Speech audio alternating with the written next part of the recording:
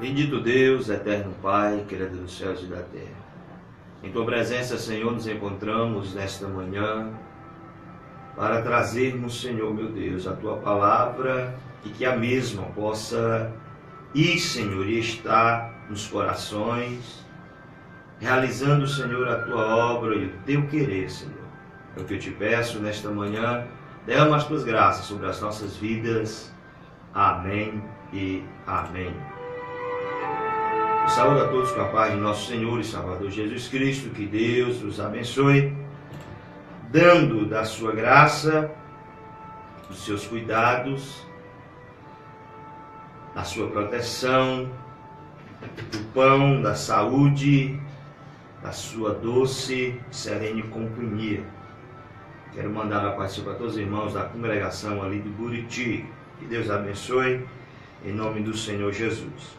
Vamos fazer uso da palavra de Deus, primeira carta de Paulo aos Coríntios, capítulo de número 9, e o versículo 9 em diante, que diz assim: Porque na lei de Moisés está escrito: não atarás a boca ao boi que trilha o grão. Porventura tem Deus cuidado dos bois? Ou não diz certamente por nós? Certamente que por nós está escrito: porque o que lavra deve lavrar com esperança, e o que debulha, debulha com esperança de ser participantes. Amém. Paulo, ele continua dentro da sua resposta às perguntas dos irmãos da igreja de Corinto. Paulo, no capítulo 8, nós vemos que ele fala sobre a liberdade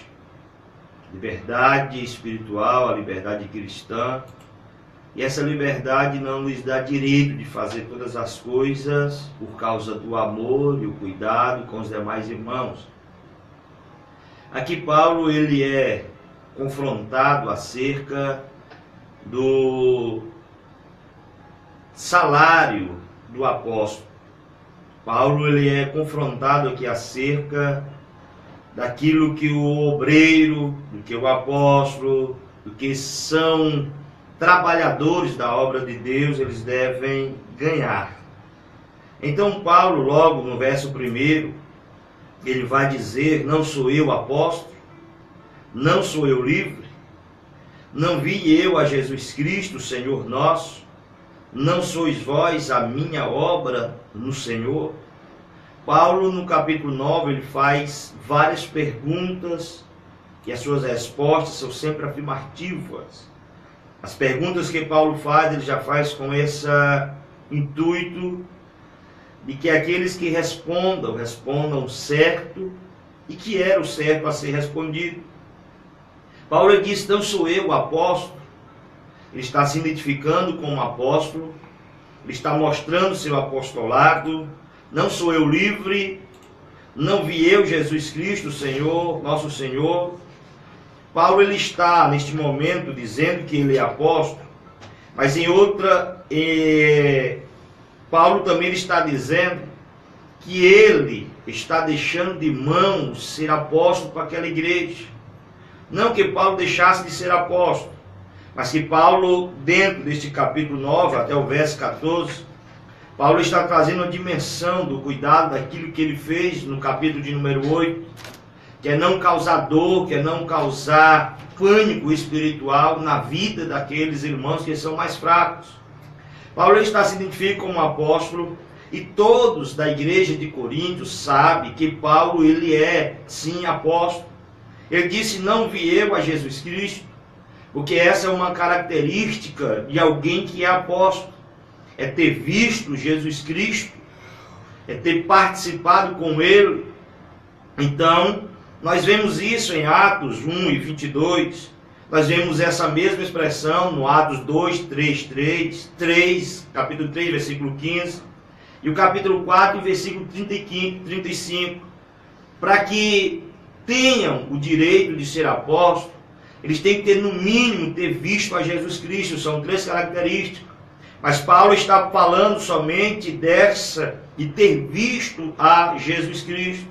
E o que Paulo está dizendo não foi uma revelação, não foi visto Jesus em um sonho, não foi ele que falou aos seus ouvidos, mas Paulo está dizendo que ele viu a Jesus Cristo. E ele está falando do caminho de Damasco, quando ele ia perseguir os cristãos. Mas Paulo, no verso seguinte, ele diz: se eu não sou apóstolo para os outros, ao menos o sou para vós. É o verso de número 2, porque vós sois o selo do meu apostolado no Senhor. Paulo está dizendo: se eu não sou apóstolo para os demais, mas para vocês o sou. A igreja tinha o direito de reclamar, o direito apostólico de Paulo poderia reclamar, porque era a última igreja, a igreja em que Paulo estava naquele exato momento. Era a igreja em que Paulo havia passado, era a igreja em que Paulo estava escrevendo, era a igreja em que Paulo evangelizou, era a igreja em que Paulo doutrinou aquela igreja. Então eles tinham direito de recusar Paulo, mas Paulo lhes traz à memória da igreja de Corinto que vós são o meu selo. Em outras palavras, Paulo está dizendo que eu sou apóstolo, e se eu sou apóstolo, vocês são o meu selo, porque eu vim enviado de Deus. É uma característica do apóstolo, aquele que é enviado do Senhor. Eu vim, eu sofri, eu padeci, eu preguei, eu anunciei, e as pessoas ou vocês foram transformados, foram libertos dos seus pecados, têm uma nova vida, mudaram de vida, tiraram a doutrina errada que havia na mente de vocês. Então vocês são o meu selo, que eu sou apóstolo. Porque aquilo que eu fiz, aquilo que eu disse, aquilo que eu preguei, aquilo que eu ensinei, as minhas orações, surtiram efeito em vocês, e vocês são os meus selos. Vocês é quem diz que eu sou apóstolo por aquilo que eu tenho feito, por aquilo que Deus tem feito através da minha vida, na vida de cada um de vocês. Um selo naquela época é usado para selar um tipo de uma carta, ou um tipo de mercadoria. Se esse selo fosse quebrado, simbolizava que aquele produto, aquela carta, ela foi lida, ela foi aberta, ela foi mexida, então ela perde o seu direito, o seu valor. Mas Paulo está olhando para a igreja de Corinto, está vendo o seu trabalho pronto. Então Paulo diz que vocês são os meus selos, vocês é quem dizem que eu sou apóstolo, aquilo que eu tenho feito. Então no verso 3 ele está dizendo: esta é a minha defesa para com os que me condenam. Que defesa é essa que Paulo está citando aqui?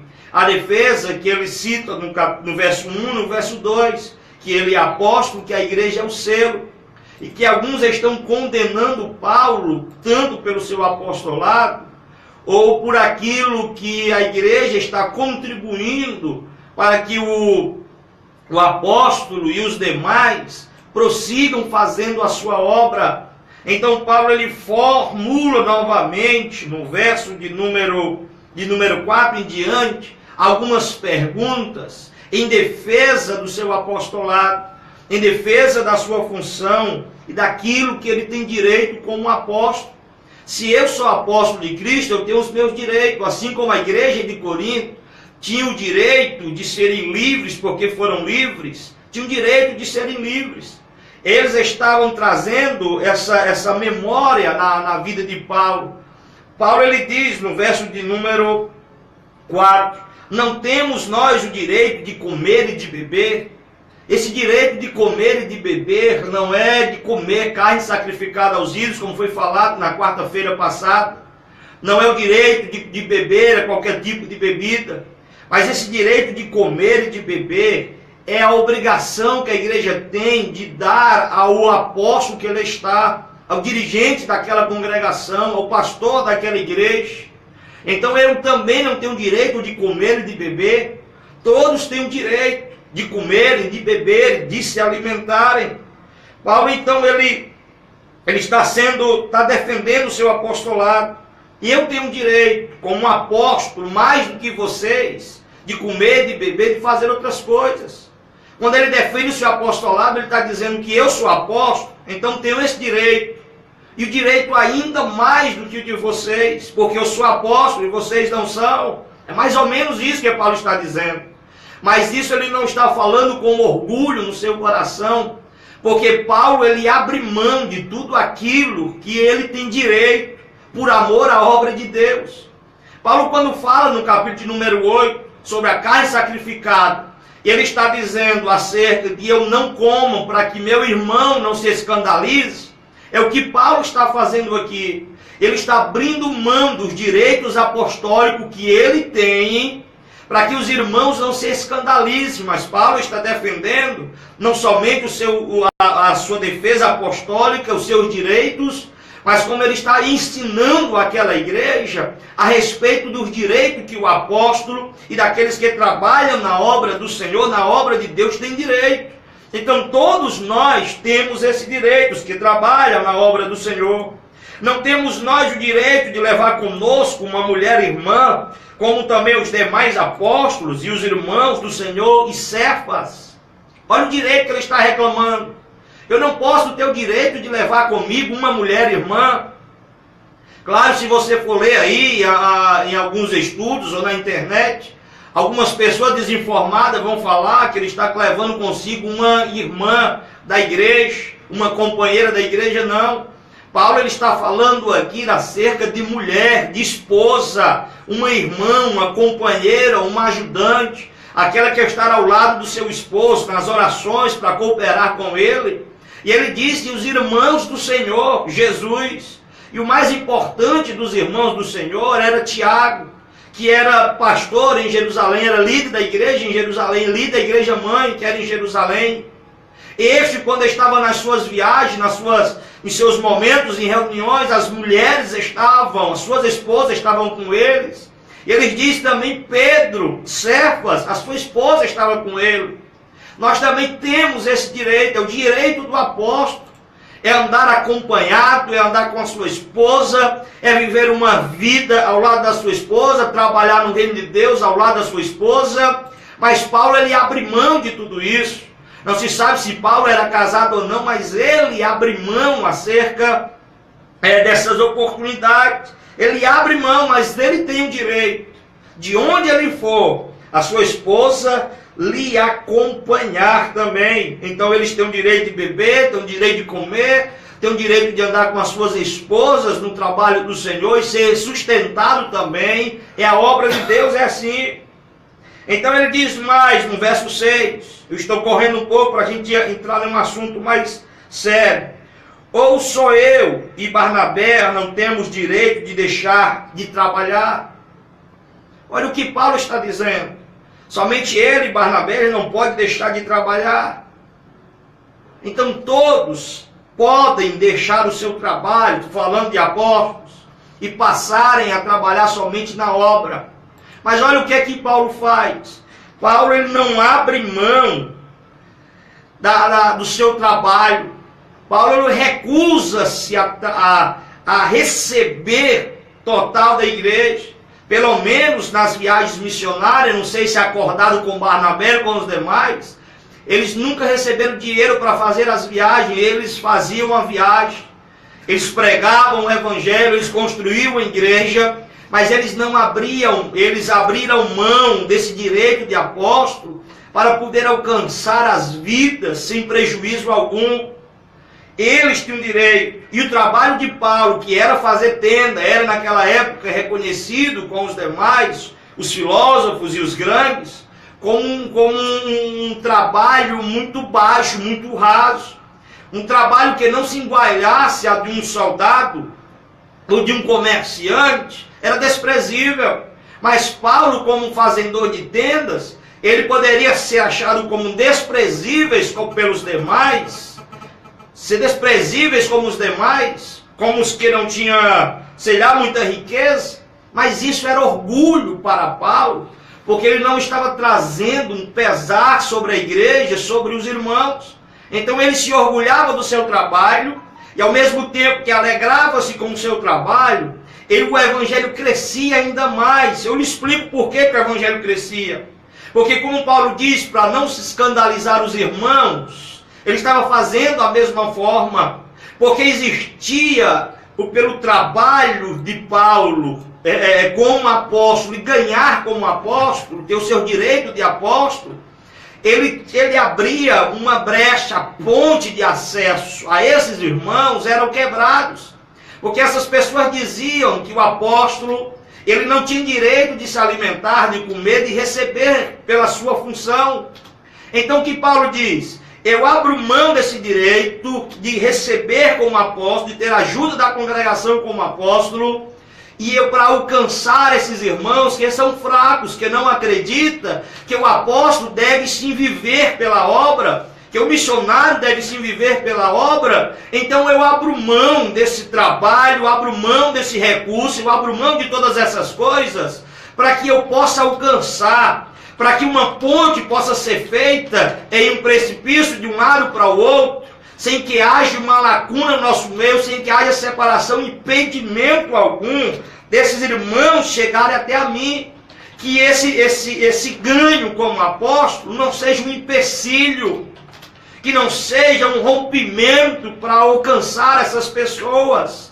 Eu acho muito bonito isso em Paulo, porque Paulo, sendo apóstolo, um dos maiores apóstolos, maiores escritores, escritores da Bíblia Sagrada, que autor só existe um, que é o Espírito Santo, nós vemos Paulo não se orgulhando da sua função, mas Paulo abandonando tudo para alcançar aquelas pessoas. Está na hora de aprendermos com Paulo também, abandonarmos, querido, os nossos sonhos, nosso projeto, a nossa riqueza, aquilo que fere os princípios de um crente que é fraco, para alcançarmos eles. Alcançarmos pessoas que olham para a igreja e têm uma visão perturbada do que é a igreja. Olham para o pastor e veem pastores cada vez mais ricos com seus transportes do ano. Então disse, eu não vou nunca para a igreja. Está na hora de quebrarmos esse princípio, como Paulo fez, para alcançarmos essas pessoas. Vamos mais adiante. Deixar de trabalhar quem jamais milita a sua própria custa. Quem planta a vinha e não come do seu fruto, ou quem apacenta o gado e não come do leite do gado. São 3 perguntas dentro de uma que Paulo está fazendo aqui.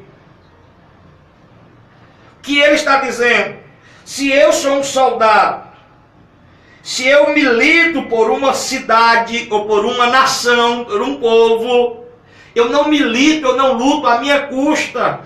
A cidade ou país que eu estou lutando por ela, ela tem o dever e o direito de me dar as armaduras necessárias, as armas necessárias, e ainda me dar o dinheiro necessário para que eu venha lutar as suas lutas.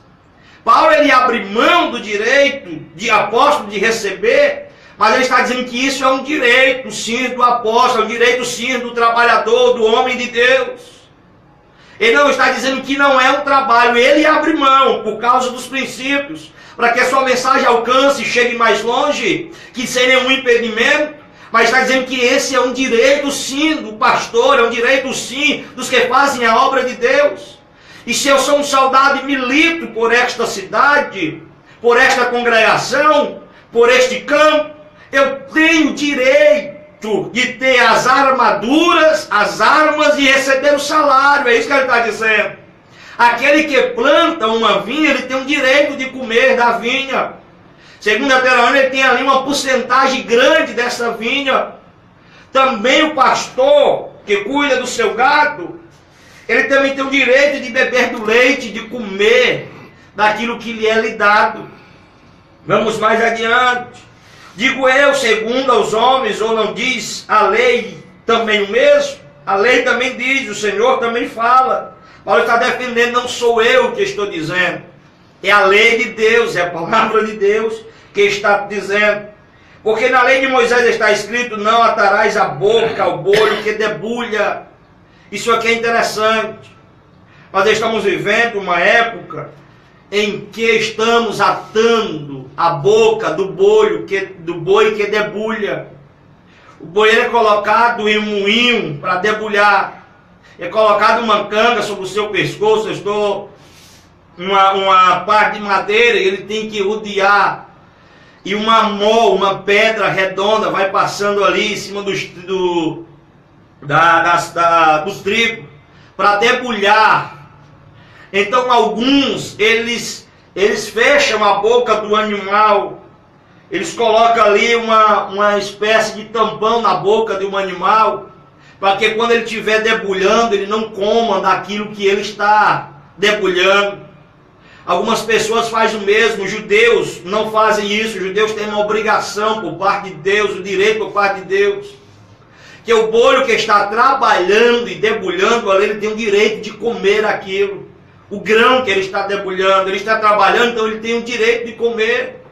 Mas nós estamos fazendo hoje, estamos fechando a boca do boi que está trabalhando, aquele que está derramando o seu suor, aquele que está lutando, aquele que está perseverando, aquele que está orando, aquele que está evangelizando, aquele que está visitando, aquele que está orando, aquele que está estudando para trazer uma mensagem que possa libertar, que possa transformar, mudar as nossas vidas, uma palavra de Deus. Ele também está trabalhando. Trabalhar não só é aquele que está evangelizando, não só é um missionário, não. É aquele que está em casa meditando e estudando e orando, se consagrando para trazer uma palavra que fortalece o coração daqueles que estão fracos, anima aqueles que estão desanimados, uma palavra que possa colocar de pé aquele que está caído e fortalecer, amados, a esperança daqueles que estão sem esperança, de que existe um Deus que olha por nós, que vela por nós, que nos guarda. Então esse também está trabalhando e esse também tem o direito de comer daquilo que ele está debulhando também.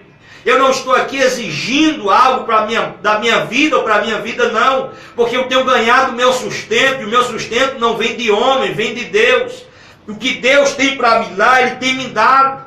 Tem me dado até os dias de hoje. Deus, Ele proibiu para mim voltar a trabalhar. Já 2 vezes eu tento voltar a trabalhar. Todas as vezes eu fico doente, sou assaltado, quase morro. Então a visão de Deus é que eu fique aqui. Eu não tenho cobrado dinheiro de ninguém. Eu não cobro para me pregar. Eu não cobro para me estar aqui na rádio. Eu não cobro para nada. Eu apenas faço a obra de Deus com uma alegria no meu coração, porque eu estou trabalhando e Deus tem me dado. Com certeza não tem faltado nada para mim lá em casa.